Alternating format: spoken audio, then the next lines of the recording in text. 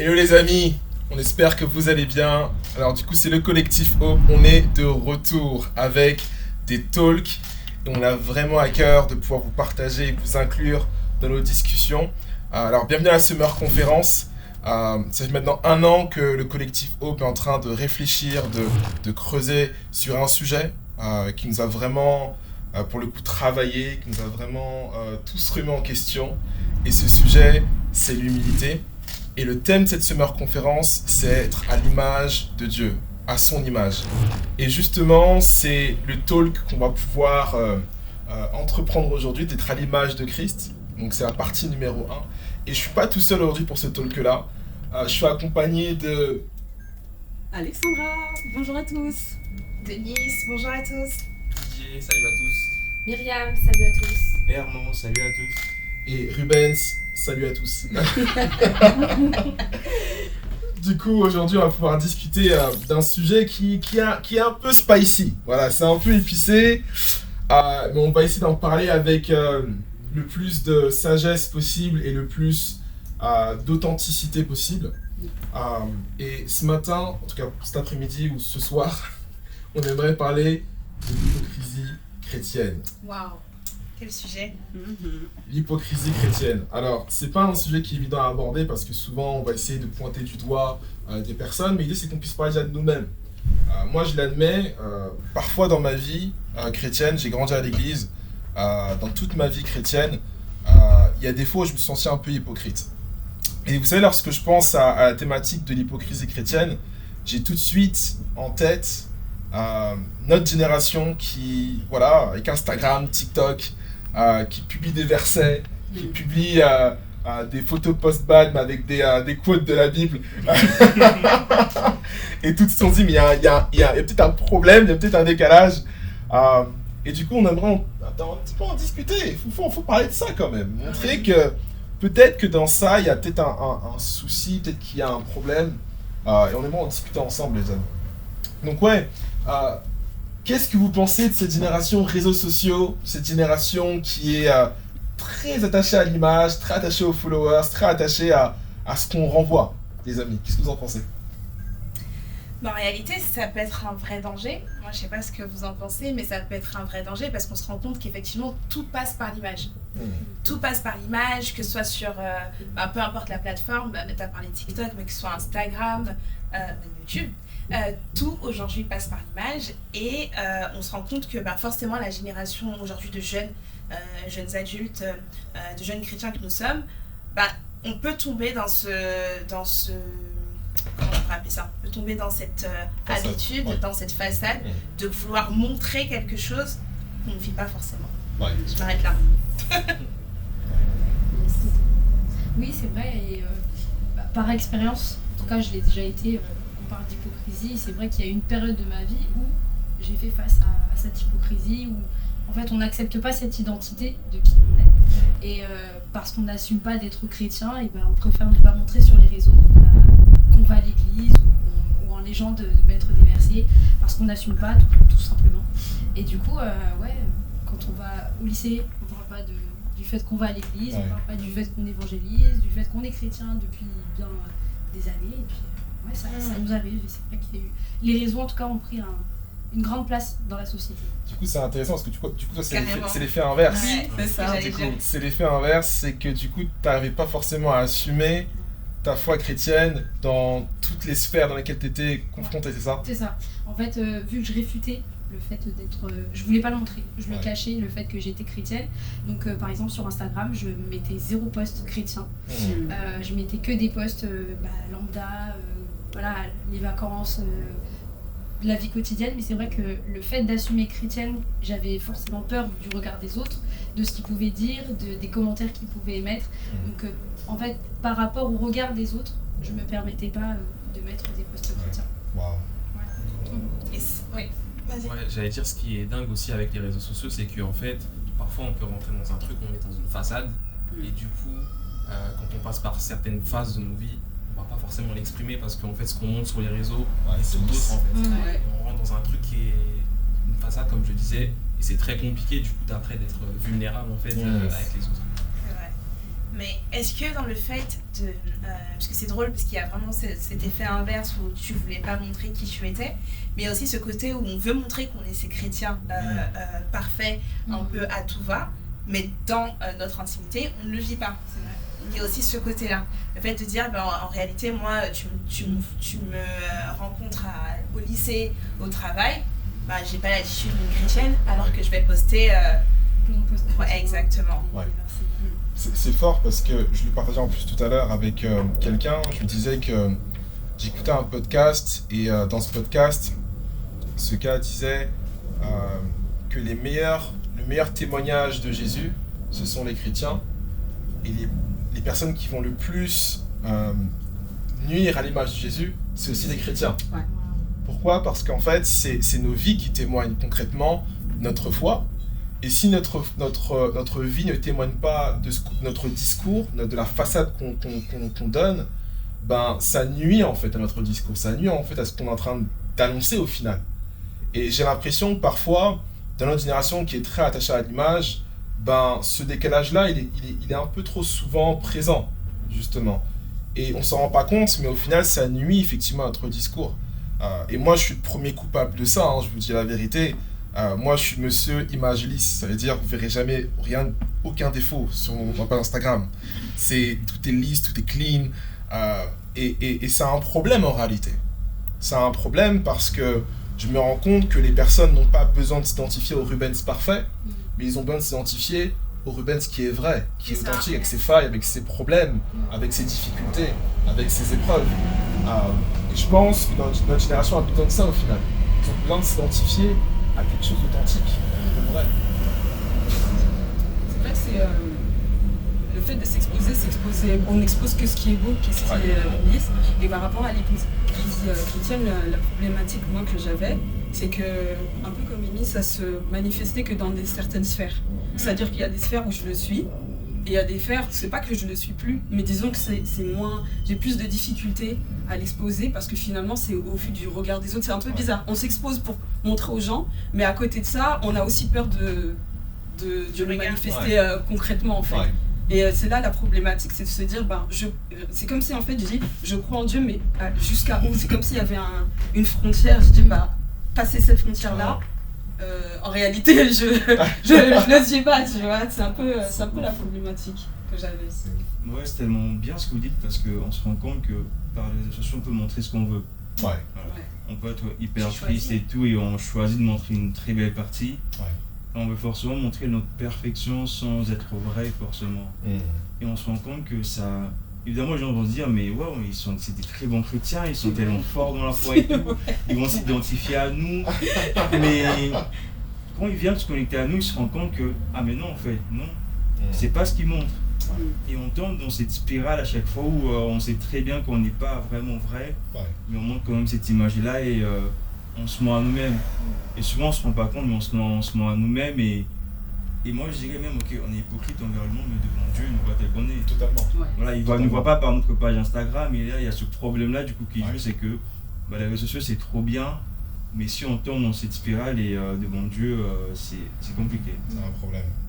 C'est pour ça qu'il faut s'efforcer d'être vraiment authentique dans son partage, parce que même entre nous, dans l'alimentation, on tombe bien dans des trucs où, du coup, on n'arrive pas à avoir l'authenticité chez l'autre. Ouais. Et des fois, c'est difficile d'approcher certaines personnes parce qu'en fait, on a une certaine vision de par ce qu'ils partagent, de la manière dont on a l'impression qu'ils vivent leur foi. Mais en fait, dans la réalité, c'est tout autre chose. Et du coup, ça crée un peu une barrière en fait, entre nous et les autres. En fait. C'est un peu dommageable. C'est dommage. Ça crée une barrière et pour moi, ça crée aussi en fait donc une barrière qui t'empêche d'avoir accès à la foi chrétienne dans son ensemble telle qu'elle est. Mais pour moi aussi, ça crée un mensonge. Ça peut créer un mensonge dans le sens où tu te fais une image de ce à quoi tu devrais ressembler si tu dois être un chrétien. Je me fais une image de cette personne, cette chrétienne, ce chrétien que je suis sur les réseaux, qui est comme ça. Alors c'est l'image que moi je me fais d'un chrétien lambda et je m'efforce de ressembler à ce profil de personne, alors qu'en fait, Dieu te demande juste d'être toi-même et d'être qui tu es, comme tu disais. Enfin, lui, il nous voit de cette façon-là et pas selon notre page Instagram. Et je trouve que là où ça devient très dangereux, c'est que en fait, ça produit vraiment des mensonges dans la tête des gens de notre génération. Je parle même pour moi. Moi, j'ai eu beaucoup de mensonges dû à des personnes que je suivais aussi sur les réseaux étant plus jeune. Je me disais, je dois être comme ça. Il faut absolument que... là, aujourd'hui, par exemple, je suis mariée à un super pasteur. Et j'avais beaucoup d'images en me disant une femme de pasteur, elle doit être comme ça, elle doit pas mettre une bêtise de jean déchiré, elle doit pas mettre ça, enfin c'est plein d'images que j'étais en train de me construire alors qu'en réalité tu sais pas ce qui se passe derrière, tu sais pas ce que ces personnes vivent réellement. Et il y a un verset, je place un verset les amis, il y a un verset qui me parle beaucoup par rapport à ça en Matthieu 23 verset 3 qui nous dit « Faites donc tout ce qu'ils vous disent et réglez votre conduite sur leur enseignement, mais gardez-vous de prendre modèle sur leurs actes, car ils parlent d'une manière et agissent d'une autre. Wow.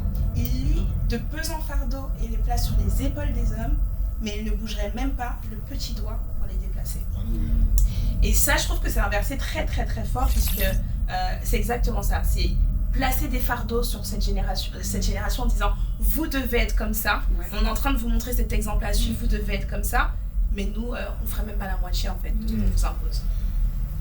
Je trouve ça extraordinaire ce que tu viens de dire, parce que je pense vraiment que c'est littéralement ce qu'il faut essayer de déconstruire un petit peu. Parce que je me rends compte qu'on dresse un modèle de foi chrétienne qui peut-être n'est pas en accord avec les Écritures et n'est pas en accord avec la Bible. Et j'ai l'impression, en tout cas quand je lis des exemples comme Paul, qui est extraordinaire, il va dire qu'il se glorifie dans ses faiblesses. Ça veut dire que il accepte ses faiblesses et il accepte d'être faible parce qu'il sait que c'est à ce moment-là que Dieu prend la relève et qu'il est véritablement fort en fait. Et j'ai l'impression qu'on a un modèle de foi chrétienne qui est que dans la gloire, que dans les miracles, que dans les prodiges. Attention, je crois aux miracles, aux prodiges, voilà, qu'on ne se méprenne pas. Je crois qu'il faut ça dans notre génération, mais je crois qu'on a un modèle aujourd'hui dans nos esprits de la foi chrétienne qui est irréaliste. Ouais, c'est clair. Parce que comment est-ce que tu vas te comporter si demain t'as pas le travail que tu voulais? Comment est-ce que tu vas te comporter si si tu tombes malade? Comment est-ce que tu vas te comporter si demain un problème, un challenge arrive dans ta vie en fait? Tu vas vite te rendre compte que c'est pas à coup de verset que tu vas réussir à te sortir, mais c'est en ayant ta confiance placée et ancrée en Dieu que tu vas t'en sortir au final. Et je pense qu'il y a une différence entre vraiment avoir foi en Dieu en toutes circonstances et être dans une logique de foi. Désolé, je ne veux pas détruire des hommes de Dieu ou des églises ou quoi que ce soit, parce que parfois il faut être dans la déclaration, mais parfois je me rends compte qu'on est ancré dans quelque chose, on est juste dans de la proclamation, on est juste dans le fait de vouloir des choses parce qu'on le veut humainement, et peut-être que c'est pas forcément ce que Dieu voudrait. Vous voyez ce que je veux dire? Donc ouais, et ça participe aussi parfois à l'hypocrisie chrétienne, j'ai l'impression. Et juste par rapport au réseau, c'est très bien qu'on doit être vrai, mais moi je me dis, mais jusqu'à quel point on doit être vrai? Parce que ok, je suis pas bien, je suis encore dans telle addiction, dans tel péché, et je suis chrétien en même temps. Qu'est-ce que je dois montrer sur mes réseaux? Et moi ça m'est arrivé il y a 3 ans, c'est que je passe encore mes soirs en boîte de nuit, et le dimanche, c'est samedi soir, je suis en boîte de nuit, dimanche je venais à l'église. Wow. On voyait bien la transition sur mon Instagram et tout, c'était incroyable, et moi je me suis dit, ok, j'arrête. Je mets ni l'un ni l'autre, je prends le temps pour moi, pour me reconstruire, pour guérir et pour avancer. On peut vivre sans les réseaux sociaux, on peut vivre sans mettre un verset biblique le matin, ça édifie des gens, mais ils ont aussi leur Bible, ils peuvent lire aussi. Bien sûr. On peut faire sans et il faut juste voir, ok, là maintenant ça va pas être vrai avec soi-même, j'arrête mes réseaux un moment, je prends le temps de grandir et je reviens. Pour en fait éviter le fait de dire, ok je dois être vrai mais je suis chrétien en même temps, quoi, je fais comment? C'est un peu ce combat-là que j'avais moi et je me suis dit ok j'arrête et je reviens après. Wow. Ce que tu dis c'est vrai parce que ça relève aussi la notion du fait que nous sommes des exemples. À partir du moment où tu te proclames en tant que chrétien, par exemple tu montrais clairement que tu allais à l'église le dimanche, tu deviens aussi cet exemple pour ta communauté, tu deviens cet exemple pour tes amis autour de toi, pour ta famille. Et dans ce cas-là, et c'est là peut-être tu peux tomber dans le fake en te disant non, il faut absolument que je montre une partie de ce que je vis. Moi je trouve que des fois c'est bien d'être tout simplement transparent en disant que ouais, j'y suis pas encore, mais le Dieu que je sers, en fait, c'est un Dieu de grâce, et par lui, j'y arriverai, tu vois. Et ça, pour moi, c'est un témoignage, tu vois. Aujourd'hui, il y a plein de jeunes qui se disent, parce que j'ai été en boîte samedi soir, je peux pas aller à l'église le dimanche matin. Avoir un exemple comme toi leur montrerait que moi je l'ai fait pendant un bout de temps, et crois-moi que Dieu il m'a touché un jour et j'ai arrêté d'y aller en boîte le samedi soir. Mais ça leur montrerait que c'est possible, que tu sois encore en train de dealer avec quelque chose. Pardon, toi c'était la boîte, il y a d'autres ça va être la cigarette, l'alcool, et tout plein d'addictions. Tu peux dealer avec certaines choses encore et être à l'église le dimanche, tu vois. Donc c'est plein de choses comme ça, je pense, qui sont importantes de mettre au goût du jour. Ça veut pas dire que tu peux avoir une double vie, non, c'est pas ça. Mais c'est qu'il y a un processus et que c'est ok, en fait, d'avoir ces processus-là avec Dieu. J'aime beaucoup ce que tu dis, Nice. Et c'est vrai que, comme on le dit si bien, je pense que c'est important de distinguer en fait l'être par être. Et je pense qu'aujourd'hui, c'est quelque chose qui a pris beaucoup de place en fait dans notre société, la culture des réseaux. T'as l'impression que si t'es pas sur les réseaux, en fait, t'es personne. Et que si t'es sur les réseaux, tu deviens quelqu'un en fonction de notre fame, de notre popularité, du nombre d'abonnés qu'on a, de followers, du contenu qu'on apporte.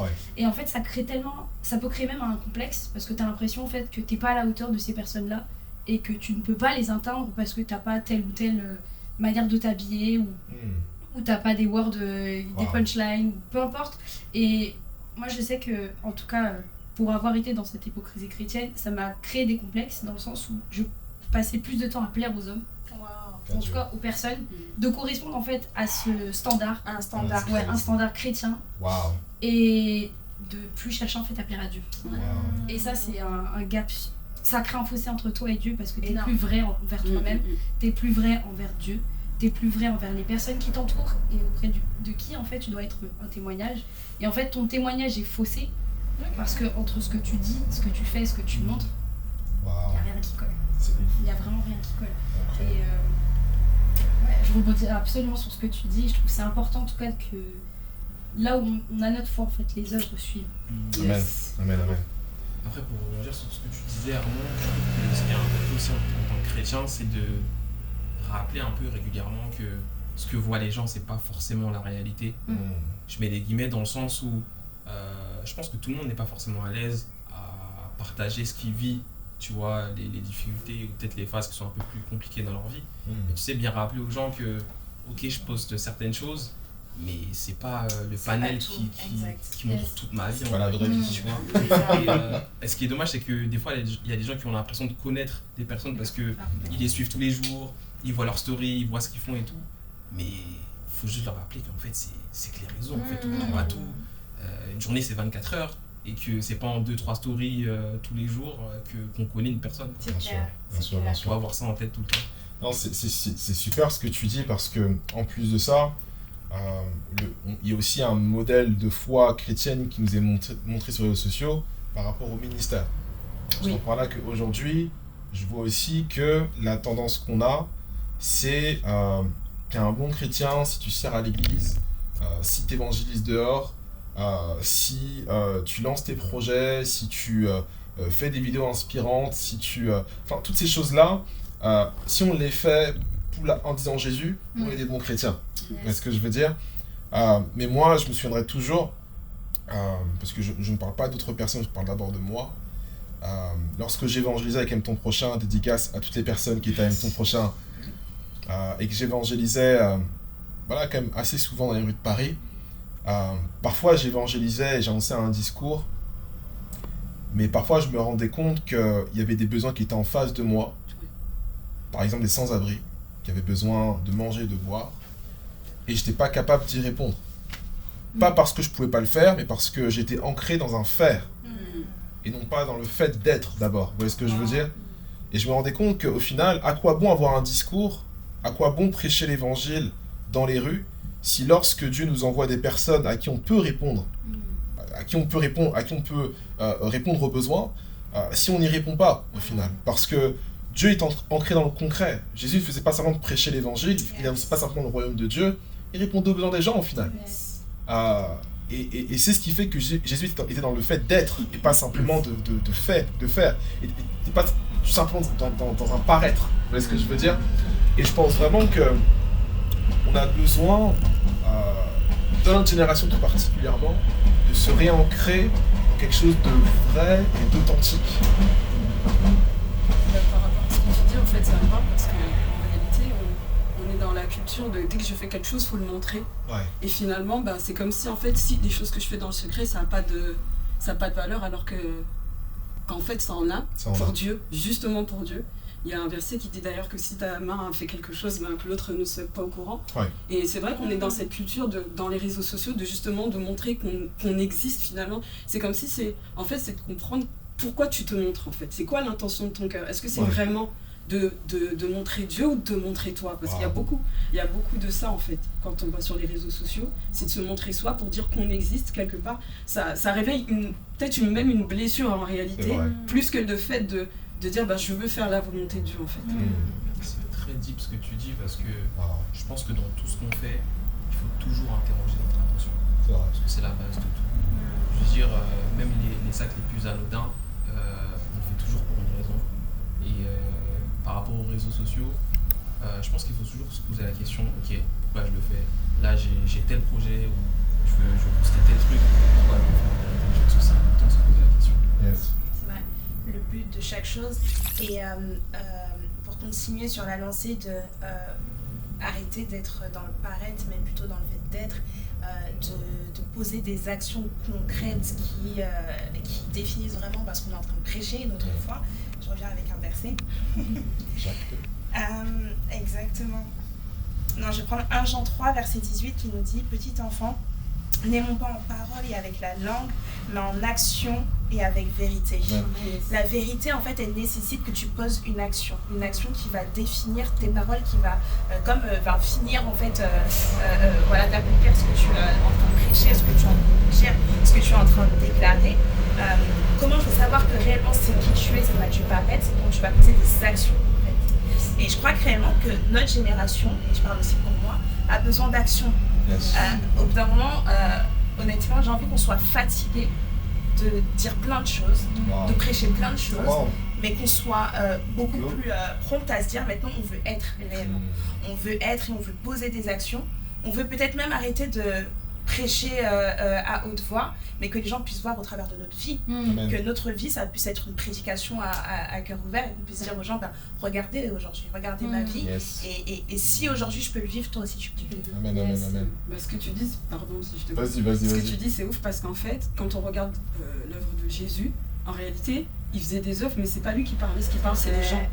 C'est plus les gens, et en réalité, c'est en revenir de dire, pourquoi tu fais ça? Parce que quand tu fais les choses comme Dieu le veut, c'est-à-dire dans le secret, c'est pas toi qui dis je suis en train de faire ça, mais c'est les gens autour qui témoignent, exactement, de l'œuvre que tu es en train de faire. La Bible est composée de beaucoup de témoignages de ce que Jésus a fait. Oui, il a parlé, mais même ça, c'est pas lui qui l'a dit, c'est à chaque fois, c'est ses apôtres, c'est les personnes qui étaient là, quoi. C'est vrai, c'est ses œuvres qui ont parlé, en fait, pour lui, Exactement. Et moi, j'aimerais lire un second passage qui se trouve en Jacques, chapitre 2, versets 14 à 16, qui va dire: mes frères et sœurs, que sert-il à quelqu'un de dire qu'il a la foi s'il n'a pas les œuvres? Beaucoup de gens connaissent ce passage-là. Cette foi peut-elle le sauver? Si un frère ou une sœur sont nus et manquent de la nourriture de chaque jour, et que l'un de vous leur dise: partez en paix, mettez-vous au chaud et rassasiez-vous, sans pourvoir à leurs besoins physiques, à quoi cela sert-il? Là, c'est même pas Rubens, ni Alex, ni Didier, ni Mimi, ni Armand qui le disent. C'est l'apôtre Jacques qui est en train de le dire. Il est en train de nous dire, les gars, si une personne va vous dire j'ai un besoin et que tu dis je vais prier pour toi, sois béni, il y a un problème. Il y a un sérieux problème. Et je pense vraiment, encore une fois, de retourner à quelque chose de beaucoup plus terre à terre, les amis. C'est vrai. J'aime prier en langue, les gars. J'adore ça. Mais à un moment, je me rends compte que si mon parler en langue n'a pas pour but d'être une bénédiction pour mon prochain, je me méprends en fait sur ce que c'est que d'être spirituel. Et je pense vraiment que ce qui va attirer le monde à croire qu'il y a un Christ qui existe, c'est le rapport qu'on va avoir envers eux. C'est l'amour concret qu'on va leur manifester. C'est l'approche qu'on va avoir envers eux au final. C'est ça. Moi, je sais que tout à l'heure, tu as parlé de Aime ton prochain. Et on était beaucoup là à avoir participé à Aime ton prochain. Et je sais que ça a été une saison dans ma vie où je me cherchais beaucoup dans ma foi. Moi, j'ai grandi dans une église depuis toute petite. J'ai grandi dans la foi chrétienne. Mais à cette saison de ma vie, je me cherchais beaucoup par rapport à ma foi et ce en quoi je croyais. Et je sais que le fait de répondre de manière concrète dans les rues, nous, ce qu'on faisait avec Aime ton prochain, on allait dans les rues de Paris et on ne venait pas avec des grands versets bibliques et des Bibles. Hein. On allait bénir les gens avec des moments de qualité avec eux. Combien de personnes qui se sont juste posé leur tête ici, ont pleuré pendant 20 minutes et qu'on a consolé, on leur a apporté de l'amour de manière concrète, c'est-à-dire considérer vraiment qui ils sont, les besoins qu'ils avaient, on a nourri des sans-abri, etc. Et en fait, c'est vraiment quelque chose qui a changé totalement ma façon de voir l'évangile. Ça a changé ma façon de voir la vie chrétienne, parce que à ce moment-là, je me suis dit, Seigneur, c'est ça en fait. C'est ça. Et c'est pour ça que tu nous as appelés. Tu nous as appelés pour répondre à des besoins de manière concrète. Prier, comme tu disais, très très fort, chanter très très fort dans les rues de Paris, c'est bien, mais si ça ne répond pas à un besoin concret, on est à côté de la plaque. C'est tellement vrai, parce que je prends le passage dans Éphésiens 2:10 où on dit, car nous sommes son ouvrage qui ont été créés en Jésus-Christ pour de bonnes œuvres. Amen. Que Dieu a préparé d'avance afin que nous les pratiquions. Amen. En fait, je crois que c'est plus facile d'impressionner les gens en disant des choses. C'est ça. Moi, je peux grave aller faire un live Instagram où je lance des words. C'est possible, la Bible elle est là. Mais c'est plus compliqué de juste faire les œuvres que les gens puissent voir. C'est plus compliqué d'aller prier pour des malades qui soient guéris, parce que là, on a peur. C'est vrai. Quelquefois, on est là dans cet impressionnisme par les réseaux sociaux, en disant des choses, en priant en langue très fort, parce que ça se rapporte à nous-mêmes, c'est plus facile. Exactement. Mais quand ça se rapporte à d'autres personnes, on ne peut plus, parce qu'on n'a pas la foi, on doute encore. C'est ce que Dieu peut faire au travers de nous. Et là, en fait, on peut facilement impressionner par ce qu'on fait pour nous, par nous-mêmes. C'est ça. Et par ce que Dieu peut faire au travers de nous, c'est beaucoup plus compliqué, car on doute encore un peu. Je trouve qu'en voulant impressionner, on se rend inaccessible. En réalité, tu sais, quand t'es pas bien, et je trouve que tu es beaucoup plus accessible à une personne lambda, parce qu'en fait elle se dit ok, la personne en fait elle vit la même chose que moi. Si tu acceptes d'être vulnérable, d'être transparente, de te dire que moi je lutte contre la dépendance affective ou telle addiction, et que tu acceptes en fait de te montrer vulnérable, de te montrer tel que tu es, la personne d'à côté elle se dira ok, en fait elle est comme moi. Et je suis personne en fait, je suis pas au-dessus de toi, parce que je chante ou parce que je prêche. Au contraire, en fait, toi et moi on est pareils. On a les mêmes combats et on peut s'apporter mutuellement. Exactement. Et moi je sais que, encore une fois, on parle de nous.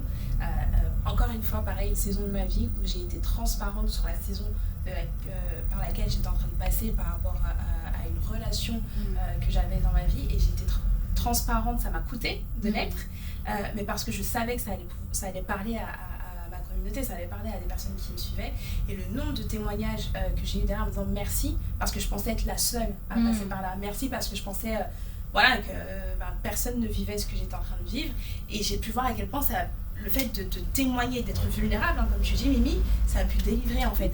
De ta vulnérabilité, il peut y avoir des délivrances. Et ça, c'est vraiment quelque chose qu'on doit beaucoup plus familiariser, beaucoup plus mettre en avant, démocratiser. C'est quelque chose qu'on doit beaucoup plus démocratiser dans cette génération que nous sommes, cette génération chrétienne fervente que nous sommes. Le fait de ta vulnérabilité, ça peut être une force pour libérer quelqu'un, pour délivrer quelqu'un en fait.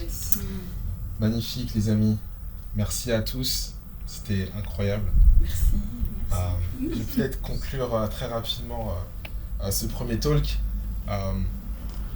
Je pense que ce qu'on peut dire pour conclure, c'est que l'objectif, c'est pas d'être un chrétien dans le paraître, de ne pas montrer une façade de super chrétien qui sait tout faire, qui va à l'église tous les dimanches. C'est très bien si tu le fais. Je suis pasteur, je te recommande d'aller à l'église tous les dimanches.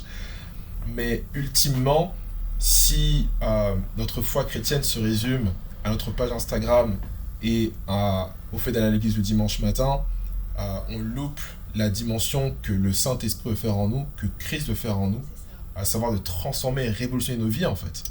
Et je suis pas chrétien simplement le dimanche, je suis chrétien lundi, mardi, mercredi, jeudi, vendredi, samedi, dimanche, et on recommence lundi, mardi, mercredi, jeudi. Bon, ce que je veux dire, c'est de se dire en fait que ma vie entière, au final, elle est censée de témoigner que j'ai un Dieu qui existe et qui m'a sauvé, qui m'a transformé, qui m'a changé. Et je pense que plus on sera authentique, plus on sera vrai, plus on montrera nos failles, plus on montrera qui on est, plus les gens pourront effectivement s'identifier à nous et pouvoir eux aussi expérimenter la grâce de Dieu. Voilà. Donc j'espère que vous avez du coup bien suivi ce talk, que vous avez apprécié ce talk. Commentez, voilà, envoyez des commentaires, voilà, chattez sur le chat, mettez des commentaires sur le chat.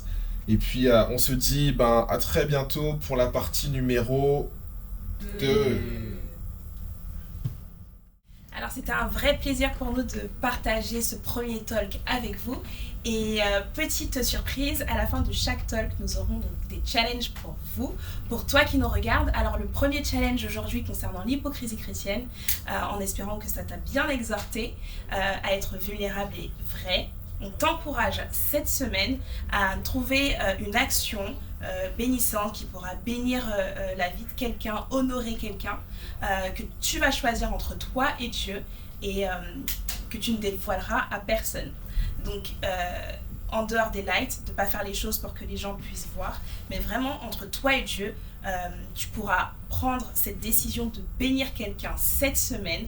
On se revoit nous ce samedi et tu pourras nous partager donc les témoignages extraordinaires que tu auras eu à travers cette action et ce que Dieu aura fait dans ta vie.